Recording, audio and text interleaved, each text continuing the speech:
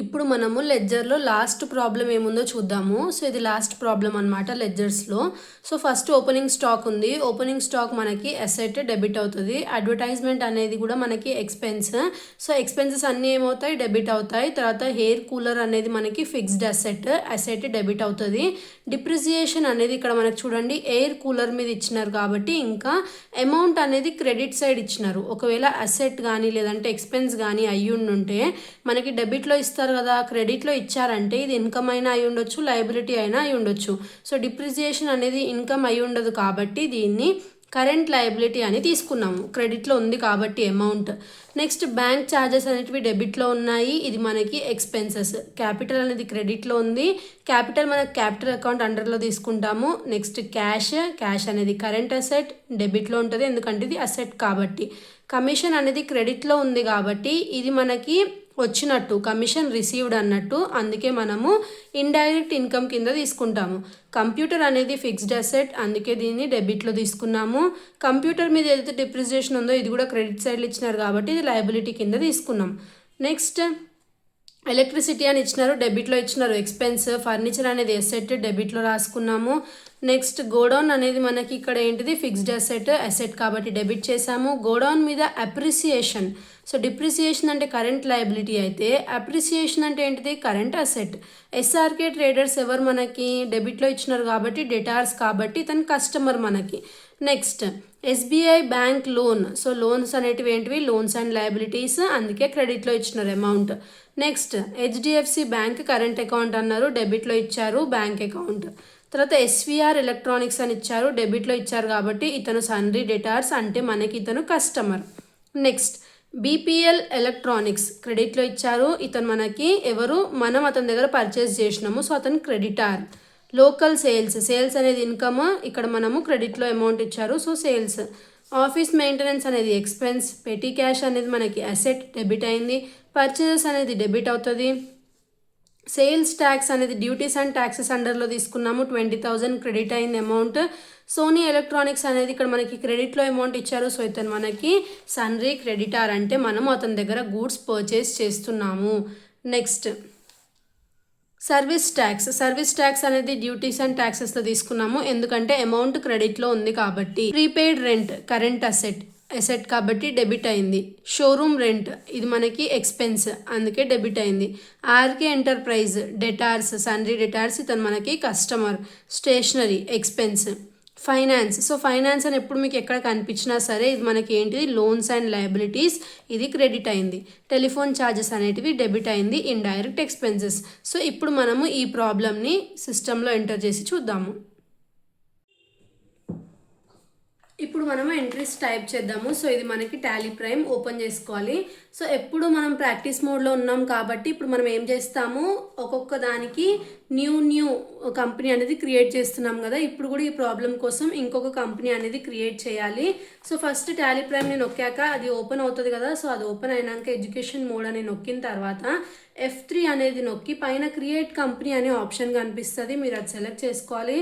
So చేసుకున్న తర్వాత ఇప్పుడు నెక్స్ట్ మనము టీచర్ అనే అకౌంట్ క్రియేట్ చేద్దాం కంపెనీ. సో ఏదన్నా మీ ఇష్టం వచ్చిన నేమ్తో క్రియేట్ చేసుకోండి, జస్ట్ ప్రాక్టీస్ చేస్తున్నాం కాబట్టి నేను ఏదో ఒక నేమ్ ఎంటర్ చేశాను. సో ఇక్కడ యాక్సెప్ట్ అని వచ్చినప్పుడు మీరు ఎస్ చేసుకోవాలి. తర్వాత మెయింటైన్ అకౌంట్స్లో ఎస్ పెట్టుకొని మిగిలినవన్నీ నో చేసుకోవాలి. సో నో చేసుకున్న తర్వాత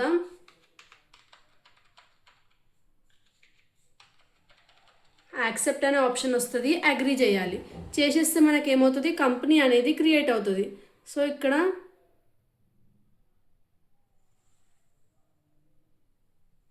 కంపెనీ అనేది క్రియేట్ అయిపోయింది కదా. ఆ తర్వాత ఏం చేయాలి, క్రియేట్ ఆప్షన్లోకి వెళ్ళి ఇక్కడ మనకి లెడ్జర్ ఉంటుంది, ఇందులోకి వెళ్ళిన తర్వాత ఒక్కొక్క దానికి మనము లెడ్జర్స్ క్రియేట్ చేసుకుంటూ అమౌంట్ వేసుకుంటూ డెబిటా క్రెడిటా అనేది రాయాలి. సో ఫస్ట్ మనకి ఓపెనింగ్ స్టాక్ అనేది ఉంది. సో ఓపెనింగ్ స్టాక్ అనేది మనకి current asset. So current asset అంటే మనకి ఇక్కడ అమౌంట్ ఏమవుతుంది, 16 lakhs ఉంది, అసెట్ కాబట్టి డెబిటే. నెక్స్ట్ అడ్వర్టైజ్మెంట్ అని ఉంది. సో అడ్వర్టైజ్మెంట్ అనేది ఇండైరెక్ట్ ఎక్స్పెన్సెస్. తర్వాత ఎక్స్పెన్స్ కాబట్టి ఇది మనకి ఏమవుతుంది 20,000 రూపీస్ డెబిట్. ఆ తర్వాత air cooler. So air cooler అనేది మనకి అసెట్. సో ఎయిర్ కూలర్ అనేది ఏంటి మనకి ఫిక్స్డ్ అసెట్. అసెట్ ఏమవుతుంది డెబిట్ అవుతుంది కదా. సో అమౌంట్ ఎంత 3,50,000. నెక్స్ట్ ఎయిర్ కూలర్ది డిప్రిసియేషన్. ఎయిర్ కూలర్ డిప్రిసియేషన్ ఇది మనకి ఏంటిది డిప్రిసియేషన్ అంటే కరెంట్ లయబిలిటీ అని చూసాం కదా. సో కరెంట్ లయబిలిటీ అని టైప్ చేసుకోండి. 35,000 క్రెడిట్. ఆ తర్వాత bank charges. So bank charges ఏంటిది మనకి బ్యాంక్ ఛార్జెస్ అనేది indirect expenses. So indirect expenses కింద తీసుకొని అమౌంట్ మనకి 5,000 రూపీస్ డెబిట్. ఆ తర్వాత క్యాపిటల్. సో క్యాపిటల్ మనం ఏ అండర్లో తీసుకుంటానని చెప్పాను నేను అన్ని ప్రాబ్లమ్స్లో క్యాపిటల్ అకౌంట్ అండర్లోనే తీసుకోవాలి. ఆ తర్వాత అమౌంట్ ఎంత ఇచ్చారు మనకి 15 lakhs ఇచ్చారు. సో 15 lakhs మనకి క్రెడిట్ అవుతుంది క్యాపిటల్ అనేది, ఎందుకంటే క్యాపిటల్ అకౌంట్ మనం క్రెడిట్ చేస్తాము. నెక్స్ట్ క్యాష్ అనేది ఉంది, క్యాష్ మనము ఆల్టర్ చేసుకోవాలి లాస్ట్కి. So next commission. So commission ఇచ్చారు. కమిషన్ ఎంత మనకి ఇండైరెక్ట్ ఇన్కమ్ అనమాట ఇది, ఎందుకంటే అమౌంట్ క్రెడిట్లో ఇచ్చినారు కాబట్టి ఇండైరెక్ట్ ఇన్కమ్ అంటే మనం రిసీవ్ చేసుకుంటున్నాం కమిషన్ని. ఎంత 20,000 రూపీస్. Next computer. కంప్యూటర్ అనేది మనకి ఏంటి fixed asset. So asset debit అవుతుంది అమౌంట్ 1,10,000. తర్వాత కంప్యూటర్ మీద డిప్రిసియేషన్. కంప్యూటర్ మీద డిప్రిసియేషన్. సో ఇది ఎంత ఏంటిది మనకి డిప్రిసియేషన్ కరెంట్ లయబిలిటీ అని చూసినాము. ఆ తర్వాత దీనిలో ఏదైతే అమౌంట్ వస్తుందో లయబిలిటీ కాబట్టి అమౌంట్ క్రెడిట్ అవుతుంది 15,000 రూపీస్ క్రెడిట్. ఆ తర్వాత ఎలక్ట్రిసిటీ. ఎలక్ట్రిసిటీ ఇది మనకి ఏంటిది indirect expenses. So indirect expenses అండర్లో తీసుకున్నాక ఇది డెబిట్ అవుతుంది 15,000 rupees debit. Furniture. So furniture అనేది ఫిక్స్డ్ అసెట్. సో ఫర్నిచర్లో అమౌంట్ ఎంత ఉంది మనకి ఫర్నిచర్ 55,000 రూపీస్ ఉంది. సో అసెట్ కాబట్టి ఇది మనకి ఏమవుతుంది డెబిట్ అవుతుంది. Next godown. సో గోడౌన్ అనేది మనకి ఏంటిది fixed asset. So godown fixed asset, asset కాబట్టి అమౌంట్ డెబిట్ అవుతుంది 15 lakhs రూపీస్.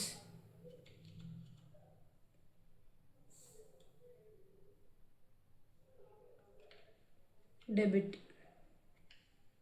నెక్స్ట్ గోడౌన్ మీద అప్రిసియేషన్ అంట. సో అప్రిసియేషన్ అంటే ఏంటిది డిప్రిసియేషన్ అంటే లయబిలిటీ కింద తీసుకున్నాం కదా కరెంట్ లయబిలిటీ, అది అప్రిసియేషన్ అంటే current asset.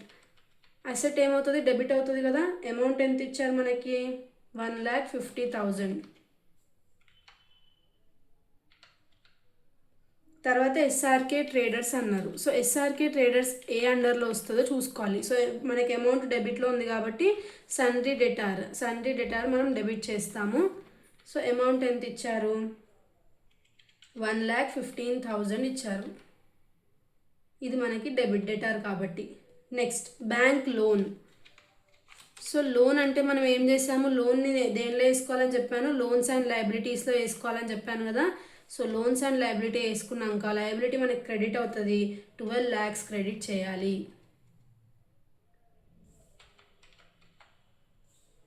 Next HDFC bank current account అని ఉంది. సో ఇది మనకి ఏమవుతుంది బ్యాంక్ అకౌంట్, ఎందుకంటే అక్కడ కరెంట్ అకౌంట్ అని ఇచ్చారు కాబట్టి బ్యాంక్ అకౌంట్లో వేసుకొని ఆ తర్వాత అమౌంట్ ఎంత ఇచ్చినారు 5,48,000. ఇది మనకి డెబిట్. నెక్స్ట్ ఎస్విఆర్ ఎలక్ట్రానిక్స్ అని ఇచ్చారు. SVR electronics. సో ఇతను మనకి ఏమవుతారు అనేది అమౌంట్ని బట్టి చెప్పాలి. సో అమౌంట్ డెబిట్లో ఉంది కాబట్టి ఎస్విఆర్ ఎలక్ట్రానిక్స్ మనకి ఏమవుతాడు సన్రీ డెటార్ అవుతారు, ఎందుకంటే డెబిట్ కదా.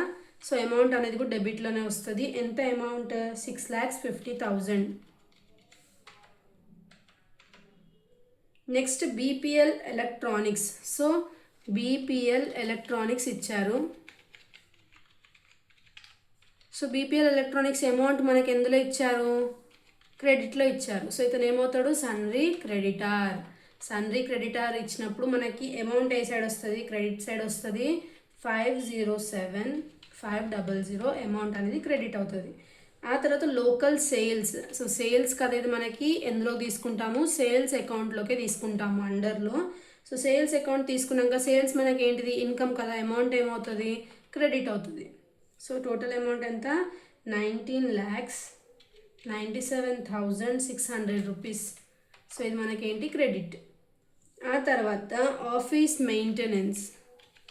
సో ఆఫీస్ మెయింటెనెన్స్ ఇది మనకేంటిది, indirect expenses. So indirect expense అంటే ఏమవుతుంది, మనకి డెబిట్ అవుతుంది కదా. సో అమౌంట్ ఎంత ఉందో చూసుకోండి, 10,000 ఉంది, డెబిట్. తర్వాత petty cash. So petty cash ఎంత, ఇది మనకి కరెంట్ అసెట్.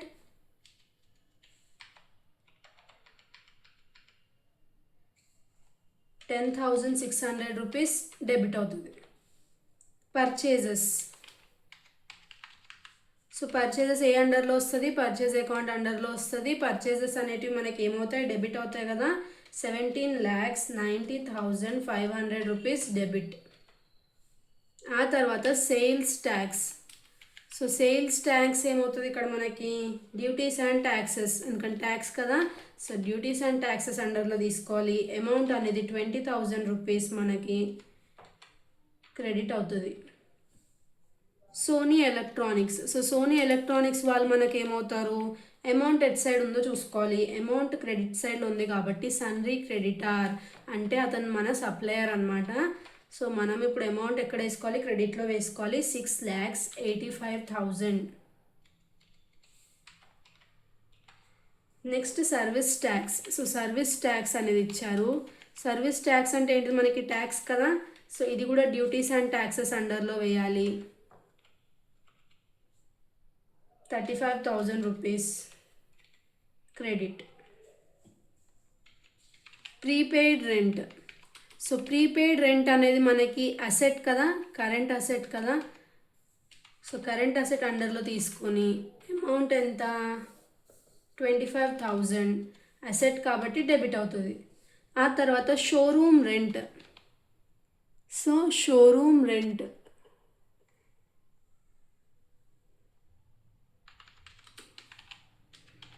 షోరూమ్ రెంట్ ఏంటిది మనకి, indirect expenses. So indirect expenses కింద వేసుకొని 25,000 రూపీస్ డెబిట్, ఎందుకంటే ఇది ఎక్స్పెన్స్ కదా, ఎక్స్పెన్సెస్ డెబిట్ అవుతాయి. RK enterprise. So RK enterprise అని రాసుకోండి. రాసిన తర్వాత ఆర్కే ఎంటర్ప్రైజ్ది అమౌంట్ డెబిట్లో ఉంది. సో ఇతను మన కస్టమర్ అంటే సన్రీ డెటార్. ఎంత అమౌంట్ మనకి, 3,50,000. Next stationery, indirect expenses. Expense ఏం చేస్తాం మనము, డెబిట్ చేస్తాము. 12,500 rupees debit. Next Suresh finance. So ఇక్కడ మనకి ఏముంది, సురేష్ ఫైనాన్స్ అని ఉంది. సో సురేష్ ఫైనాన్స్ అనేది, ఫైనాన్స్ అని ఎప్పుడు ఉన్నా సరే అది మనకి లోన్స్ అండ్ లయబిలిటీలో వెళ్తుందని చెప్పి గుర్తుపెట్టుకోండి. సో ఇక్కడ మనకి అమౌంట్ ఎంత ఇచ్చారు, 13,65,000 రూపీస్. సో దీన్ని మనం ఏం చేయాలి, క్రెడిట్లో వేయాలి, లోన్స్ అండ్ లయబిలిటీస్ కాబట్టి. Next telephone charges. So telephone charges అనేది ఏంటిది, telephone charges indirect expenses. Indirect expense అంటే మనకు అది ఏమవుతుంది, 13,500 రూపీస్ డెబిట్ అవుతుంది, ఎక్స్పెన్స్ కాబట్టి. సో ఇప్పుడు మనం ఏం చేయాలి, బ్యాక్ వెళ్ళండి, ఎస్కేప్ నొక్కి వెళ్ళిన తర్వాత ఆల్టర్లోకి వెళ్ళండి.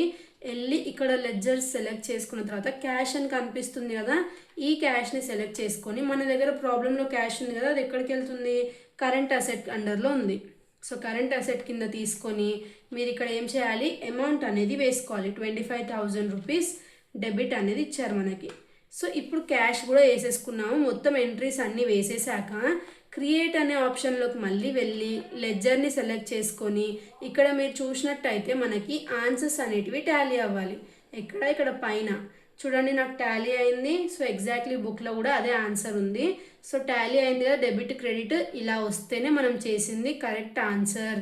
సో మీరు కూడా ప్రాక్టీస్ చేయండి. ప్రాక్టీస్ చేస్తే ఈజీగా గుర్తుంటాయి అన్నమాట అన్నీ. సో ఇది మనకి ఈరోజు క్లాస్. రేపు వేరే చూద్దాము. Thanks for watching.